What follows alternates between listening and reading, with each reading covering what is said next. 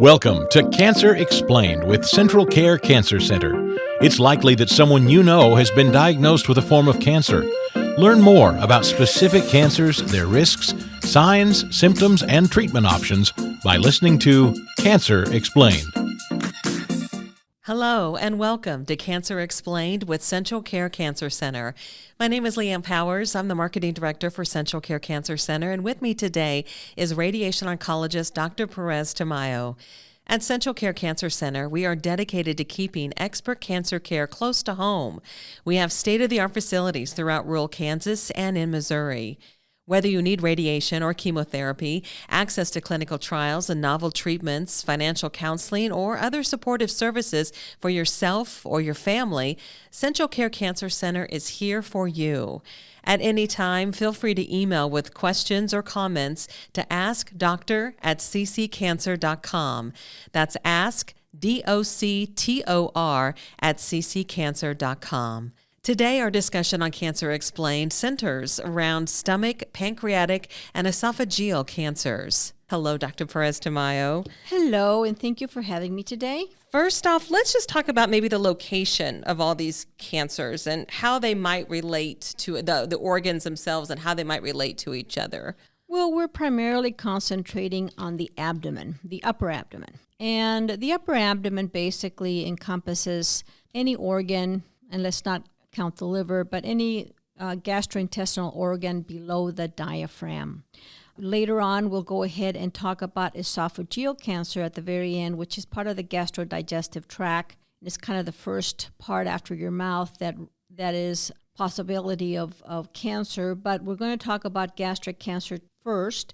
It is not really something that people talk about, even though it's one of the few cancers that is on the rise in the United States for reasons that we don't know. We have affiliation with some ethnic groups that have a higher incidence of cancer of the stomach or gastric, and they are also associated with eating foods that are smoked or have some kind of carcinogen included, which are mostly the foods that are preserved, the meats that are preserved and are certainly very tasty, but not necessarily good for your digestive tract, like many of the deli meats. The anatomy of the stomach is key to knowing what part is going to have to be removed or where it's going to spread to. In knowing if your cancer is of the top of the stomach, the middle of the stomach, or at the very end. We call the top of the stomach the fundus, or it's kind of, if you can imagine the stomach being like a kidney bean, the very top of the kidney bean would be the fundus of the stomach. And then the curvature, where you have the little seedling part, is the lesser curvature. That is also the cardia of the stomach, and the lesser curvature has lymph nodes that are different from the greater curvature, which is that kidney bean that has the on the other side of the kidney bean where it's broader. Then we have, and that we call the body of the stomach, and then we have the very bottom of the stomach called the pylorus, which then enters the duodenum. Duo is the term in Latin of second. So gastric cancer is considered the first part of the digestive tract, but the reality it isn't the first part, but that's how we have basically divided the gastric intestinal tract. So the first thing is to understand that most people that have cancer of the stomach don't have symptoms. In fact, usually you find the symptoms when you have already spread disease. The stomach sometimes is ignored because you can attribute it to other things, like you have reflux, for instance, gastric heartburn, or you have a peptic ulcer, peptic meaning that it is something you yourself have created by considering your stomach as the target organ of your anxiety or your stress, and then you get an ulcer just basically because you get more acid, and that gives you dyspepsia, or basically inability to digest well. But when you already have symptoms, which usually are early satiety, meaning you feel like you don't really want to eat, you get full fast, food does not interest you, you start losing weight, it's when you already have a cancer that is unfortunately beyond the early stages. That doesn't mean that it's not curable. It's just that we need to be a little more comprehensive. So when it comes to that, with hardly any symptoms for this, is there any kind of a screening process then, or a blood test or something? Well, actually, Leanne, in many countries that this is endemic, like for instance the Asian countries where a lot of smoked food is eaten, we actually have, like you've heard of pap smears for women for cervical cancer. They have similar screening tests in cancer of the stomach. They put like a little pebble-like device, which you then basically throw up, and then they do a pap smear of that, and you can see the cells that are beginning to turn. And how we know they're beginning to turn is that instead of the round gland-like cells that are normally seen in the stomach, you begin to see dysplasia. Dysplasia means disorder. So it's no longer dividing in an orderly way, it's haphazard. And this is the first sign of cancer of the stomach. You can have cancer of the stomach in situ, meaning in place, it hasn't gone anywhere. You can have cancer that is just at the beginning in the lining of the stomach, because that's where it usually starts. And you can have, of course, stomach cancer that goes through the stomach wall into the serosa, or the covering, the kind of the leathery portion of the stomach. And of course, depending on where it is, as I said before, it will go into the lymph node chain that is closest to it. If it's a stomach cancer in the cardia, we worry about lesser curvature nodes. If it's in the body, we'll worry about the greater curvature nodes, or other nodes within the region that will need to be addressed either with and with surgery and radiation and chemotherapy, usually part of the treatment. If you have cancers that are through the wall or have positive nodes, usually a combined approach is what we do.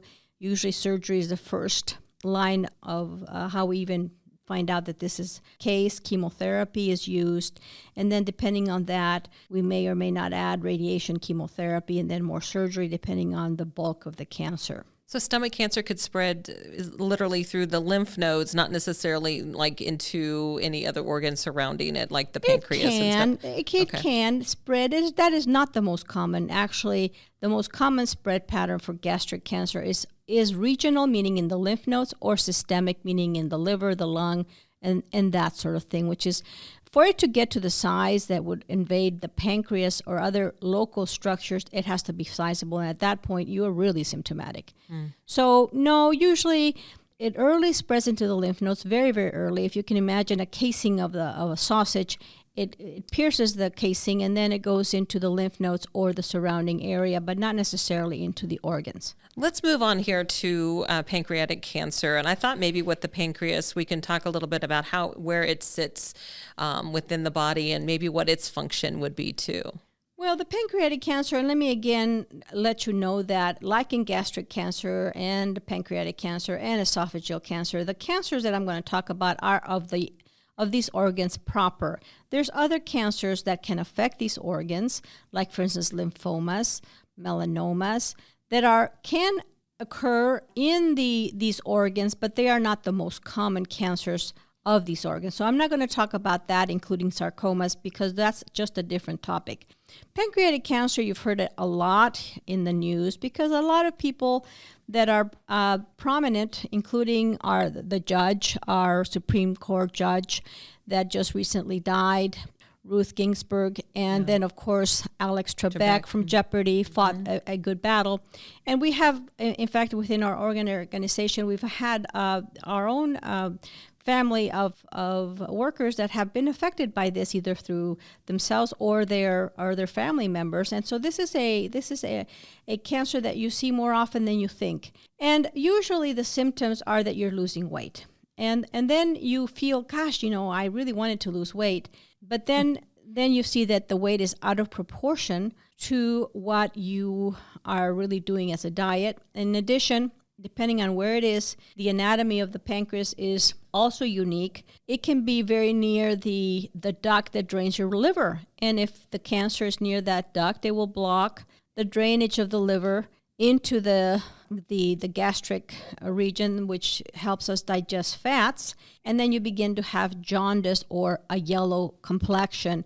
And primarily, the complexion is kind of a third sign, you first see that your urine turns darker, your stool turns lighter. You may look in your eyeballs and you see that the white or the sclera is no longer as white, maybe a little tinge of yellow.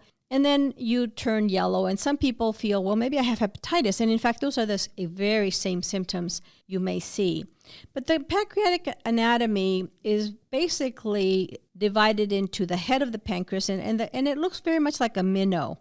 It has a head, and then it has a tail.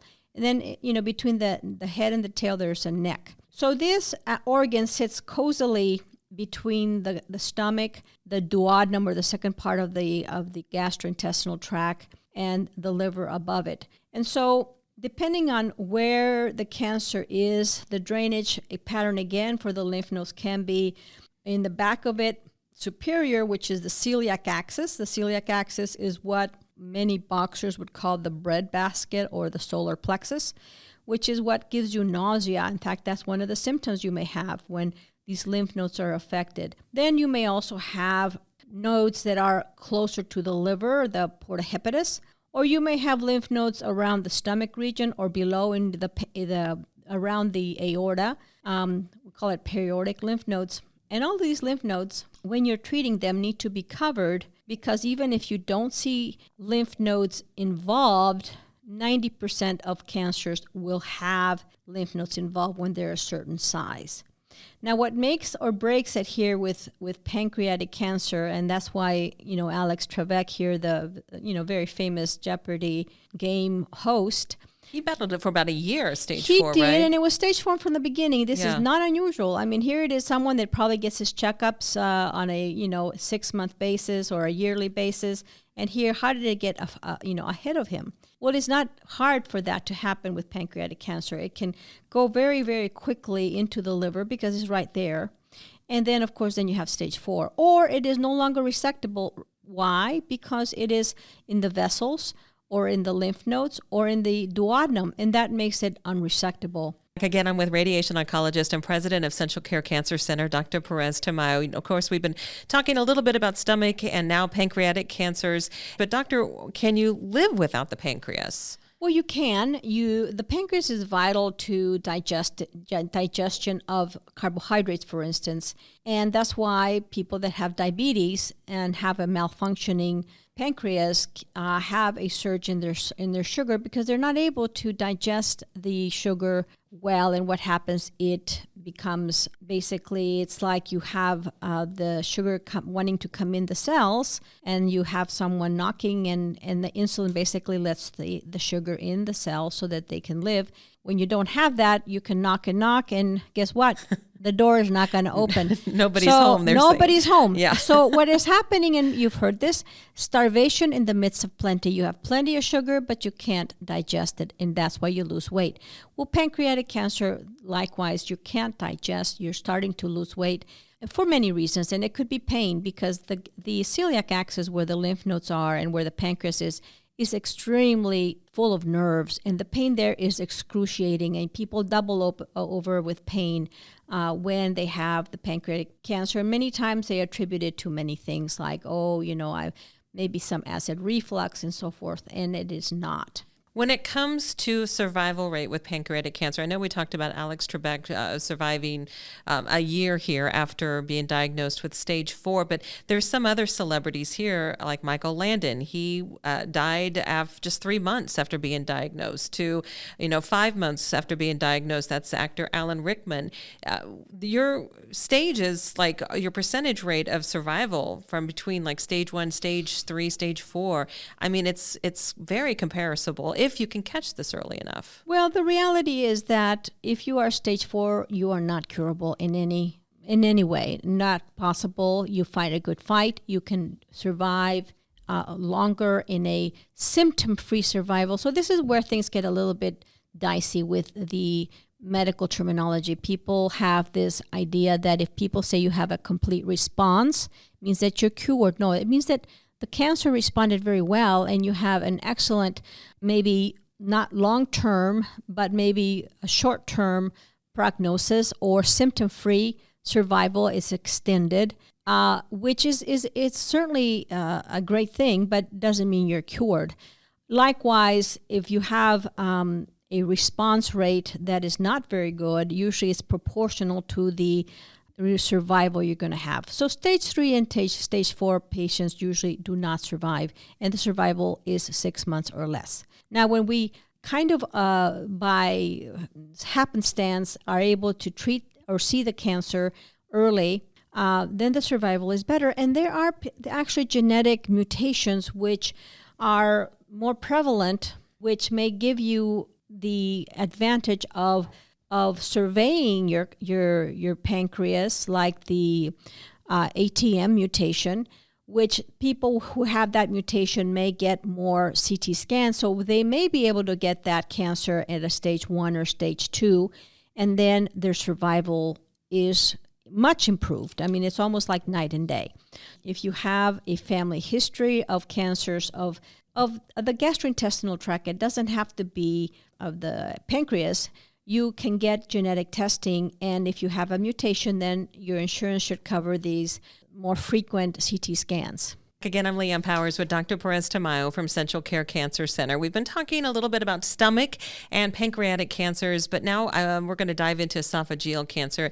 And doctor, this cancer hits me close, as my father passed away from esophageal cancer. It was actually 15 years ago last month. I don't like any cancer, of course, but this one definitely in particular. Esophageal cancer definitely, I think, is tricky. Well, it is tricky, and we've made a lot of advances. It happens to be one of my specialties at the University of Michigan, where I was in a tenured track. And what tenured means is that I was in an academic, basically track. I was into the professorship and so forth. And we are part of being in academia means you have to publish and have to do bench work, which is meaning maybe perhaps a lab, and do a lot of publications and so forth. And I have quite a few publications on esophageal cancer. In fact, I was a co-author in the Shackelford's 12-volume, can you imagine, 12 volumes, surgical text. And the first one is esophageal cancer, where I co-authored with Dr. Oringer, a very, very famous surgeon, that all he does basically is cancer of the esophagus. So this is a very well studied cancer in my book, because I keep up, since it is one of the areas that I, really was a pioneer in. And I was, in fact, a principal investigator in what is now considered standards of care, the SWOG study in 1996, SWOG 8998. It was a phase 3 study which showed how we could combine radiation and chemotherapy preoperatively. And I was a chairman of that SWOG protocol, as well as a protocol in October of that same year that was a phase 1 and phase 2 at that time. Now is actually standards of care. What does that mean? Well, let's start at the beginning here. Yeah. Esophageal cancer is the esophagus starts basically at the level of your glottis or your vocal cords. Behind that, there's something called a hypopharynx, not oral pharynx, hypopharynx, which is the beginning of your gastrointestinal tract. In back of that starts the esophagus, and it goes all the way down to the stomach. There is a definite line called a dentate line, which you can see when you do a scope, and it delineates where the esophagus ends and where the stomach begins. And these are so different in their behavior and their treatment that it is important to know, where is this cancer? Is it at the top of the dentate line, or is it at the other side of the dentate line where the stomach is? The two types of most common esophageal cancers, and again, just like what I said before, you can have odd cancers of the esophagus like lymphomas, melanomas, sarcomas, but the two most common are squamous cell carcinomas and adenocarcinomas. The squamous cell carcinomas, or squamous is like a squash cells, are very different in behavior than the adenocarcinomas. The adenocarcinomas are cancers of the glands of the esophagus. The esophagus is an organ that has very little serosa or covering. It does not protect you. The famous casing that is pierced, it doesn't have a lot of casing. So once you have an esophageal cancer start up, it quickly goes outside into the surrounding structures or the lymph nodes. And depending on where it is, whether it's in the bottom of the esophagus, which is near the dentate line, which is the most common area these days, versus the ones that are more into your neck region, which are more squamous cell carcinomas. Now, what usually happens is that the gastric acid from the stomach starts doing a heartburn kind of symptoms because you have a hiatal hernia, or you just have excess stomach gas because you're stressed out. And you should not ignore this. The esophagus was not meant to be bathed in acid like the stomach. The stomach can stand a lot of acid. The esophagus cannot. And if you have this GERD or gastric heartburn or this reflux, you're going to change your esophageal cells from normal to abnormal, and we call that Barrett's esophagitis. Barrett's esophagus, when the reflux of the stomach and acid bathes it, it starts changing the cells into a dysplastic or basically abnormal growth. And they can be all the way up into your mouth. That could be so severe. In many cases, the esophagus, before it turns into cancer, your esophagus is removed with Barrett's esophagitis. And this can also be part of the family history. You can have Barrett's esophagitis that is related to your background. So if you have that in the family, you should not take this lightly. You really need to have an expert person doing the scopes in a frequent fashion. And if you begin to have these changes, you can revert it, and sometimes that is done. But there comes a point where you have to actually remove the esophagus or you're going to get cancer.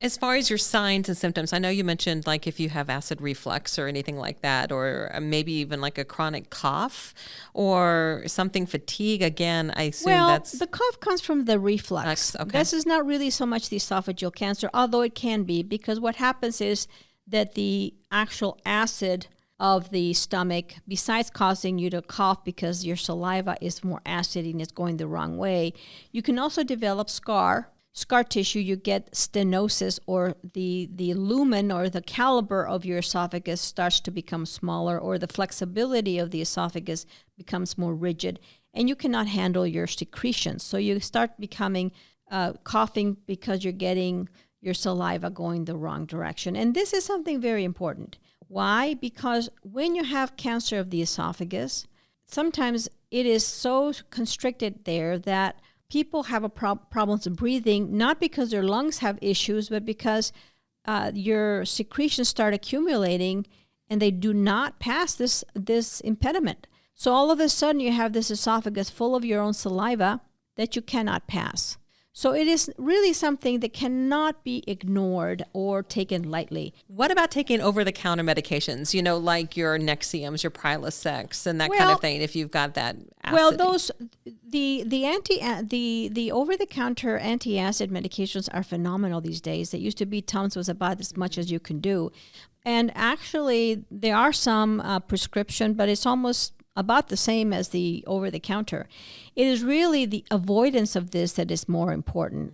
Removing or decreasing the stomach acid is, of course, a first step, but there's other things that you need to do. You need to elevate your bed. You need to not eat, especially carbohydrates at night or fats that are going to increase that acid. You need to also learn to handle stress. And that is, most people, it's easier said than done. And therefore, you have to kind of attack it at all levels. Esophageal cancer, again, like the other cancers, are usually diagnosed at an advanced stage when you can't swallow. You may have spread, depending on where the cancer is, to the different lymph nodes. If it's in the middle of your chest, it will go into your mediastinum, which is basically the middle of your chest where you have above your heart. If it's in the neck area, it will go into the neck lymph nodes. If it's down into the dentate line, it will go into the periaortic or celiac axis nodes. Now, there's many studies. This is more common, again, in the Asian population, especially in Japan. And what happens is that they've done studies where they've removed cancers that are very early, and I'm talking about T1 cancers, and they already have lymph nodes 80% of the time. So you can see that even in very early cancers, this can spread very quickly again because of the anatomy of the esophagus. So if you have Barrett's esophagitis, you can prevent the whole situation by avoiding having the cancer. Another thing that we're seeing nowadays in very young people is we have the HPV positive esophageal cancer. Very common. Human papillomavirus can certainly cause cancers of this type. And I'm seeing more and more young kids with them, and I'm talking about people in their 20s. And it's almost always fatal. So again, we need to be conscientious of this fact. We live with this virus, the human papillomavirus, and it can affect many things. People used to think that only cancers of the cervix were human papilloma positive, but indeed not. We are now seeing them almost everywhere where there's a mucosal surface. That is simply amazing and kind of astonishing, actually, to hear that. When it comes to esophageal cancer and treatment, you had mentioned before too about surgery. So you basically, especially where it's located, maybe closer to the stomach, so you would reconnect, take out part of your esophagus? The standards of care this day is not to do surgery first, especially if it's an adenocarcinoma. We do a preoperative treatment with chemotherapy and radiation. And these are the protocols that I was the principal investigator. This showed that there was a huge difference between 10% survival if you do surgery up front versus 60% survival if you do the preoperative approach, where you give radiation and chemotherapy and then you follow it up with surgery. Now, the surgery is where the anatomy is going to dictate what you're going to have. If you have a low esophageal cancer, you need to remove it with a different approach. It could be what we call transhiatal, meaning that they bring the esophagus through the neck. Like if you imagine you're pulling your water hose from your neck area out, and then the anastomosis, in other words, where they cut, is in your neck. Or if it's in the middle of your neck, in the middle of your chest, you actually have to open up the chest, we call cracking the chest, and then we have to put in a piece of colon to replace the esophagus. In the transhiatal approach, you actually use the stomach. You bring the stomach up into the chest area, and that is your esophagus at that point. So depending on where it is, now if it's in the neck area, actually the survival is better if it is cancer in that part. But usually the head neck cancers, including the esophageal cancer, are treated in a different fashion. In fact, sometimes we can get away from surgery altogether if it's done in a more aggressive fashion and it's early. So again, cancers of the esophagus is really a very specialized cancer, one that requires a lot of team members, and the surgeries are not easy. You can, in fact, die from the treatment itself, from the surgery, and therefore you have to be in a place where everybody is going to be in the same page. That doesn't mean you have to travel to a university, no, but we do have to have people that are all in the same team. Because, for instance, if you have to receive 25 treatments of radiation plus chemotherapy, you're not going to be traveling hours and hours away daily for this treatment when you don't feel well, and you have to sustain your nutrition. How common do you think? Let's go back to even like the stomach and pancreatic and esophageal. Is it getting more common, you think, cases? It is getting more common, again, because we have the human papillomavirus, which used to not be something we would see. And again, it's regional as well. If you have certain areas where there's been a lot of pollution of the water, like for instance in Michigan, in the area where it's been years of industrialization, you'll see that more than you'll see it in places where that has not been the case. But of course, again, like in areas like in Japan, this is very, very common, or China, and therefore you see, and because of the I think more of the eating habits, that you're going to have this surge. Now, of course, smoking, anything that has a tar nicotine, you're going to have more of this. But here in Kansas, we do have, unfortunately, our own problems with the insecticides we used and herbicides we have used in the past, which are in the soil. And these are, unfortunately, things that we can't get rid of very easily, and these can also affect you. Anything else you want to add to any three of Well, these? I think that you're your best advocate. If you feel that you're not getting anywhere, and I'm talking about quickly, don't wait.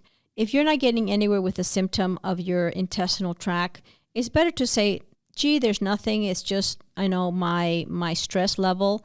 and work on that than to let this go on, because as we've pointed out in almost every one of these diseases, gastric, pancreas, and esophageal cancer, time is of the essence. If you get it early, you may have a chance for cure. If you get it even slightly late, it's almost uniformly fatal. Thank you, Dr. Perez-Tamayo. We appreciate you taking the time to listen to Cancer Explained with Central Care Cancer Center. With facilities throughout rural Kansas and in Missouri, Central Care Cancer Center offers complete cancer care all under one roof, so there's no need to travel far for the best in care. Whether you need radiation or chemotherapy, access to clinical trials and novel treatments, financial counseling, or other supportive services for yourself or your family, Central Care Cancer Center is here for you. You have a choice. Bringing expert care to you is an important component in the success of your outcome. In fact, being surrounded by your family and friends, that can be the factor that elevates your treatment. Feel free to reach out by calling 800-592-5110 or visit us online at cccancer.com. You can always send an email to askdoctor@cccancer.com. For Dr. Perez-Tamayo and all of our amazing providers and nurses, I'm Leanne Powers. Thank you for listening to Cancer Explained with Central Care Cancer Center. You've been listening to Cancer Explained with Central Care Cancer Center, offering expert cancer care that's close to home. Central Care Cancer Center has clinics throughout Kansas and in Missouri. Central Care Cancer Center, online, cccancer.com.